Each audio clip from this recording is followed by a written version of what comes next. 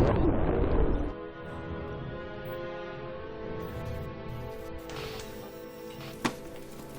God's sake, don't touch it. Dad, what's wrong with the telly?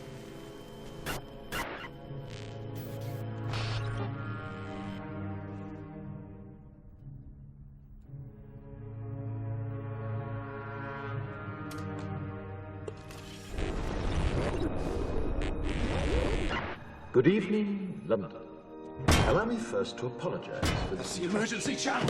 I do, like many of you, appreciate the comforts of the everyday routine, the security of the familiar, the tranquility of repetition. Bloody hell. I enjoy them as much as any bloke.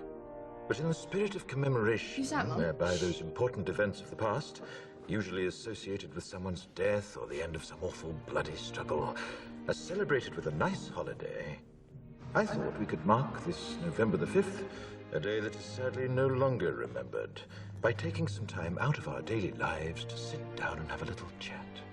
There are, of course, those who do not want us to speak. Let me think, just let I me think. suspect even now, orders are being shouted into telephones, and men with guns will soon be on their way. It's Chancellor Sutler. Damn it. Why? Because while the truncheon may be used in lieu of conversation, words will always retain their power. Words offer the means to meaning, and for those who will listen, the enunciation of truth.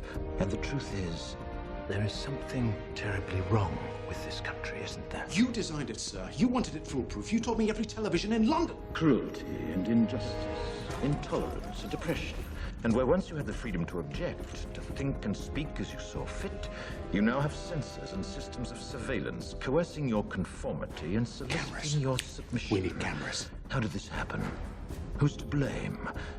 Well, certainly there are those who are more responsible than others, and they will be held accountable. But again, truth be told, if you're looking for the guilty, you need only look into a mirror. I know why you did it. I know you were afraid. Who wouldn't be? War, terror, disease. There were a myriad of problems which conspired to corrupt your reason and rob you of your common sense. Fear got the best of you, and in your panic you turned to the now High Chancellor Adam Sutler. He promised you order, he promised you peace, and all he demanded in return was your silent, obedient consent. Inspector, you're almost through. Last night, I sought to end that silence. Last night, I destroyed the Old Bailey to remind this country of what it has forgotten. More than 400 years ago, a great citizen wished to embed the 5th of November forever in our memory. His hope was to remind the world that fairness, justice, and freedom are more than words. They are perspectives.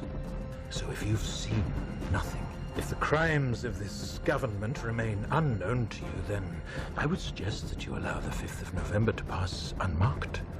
But if you see what I see, if you feel as I feel, and if you would seek as I seek, then I ask you to stand beside me 1 year from tonight, outside the gates of Parliament. And together we shall give them a 5th of November that shall never, ever be forgotten.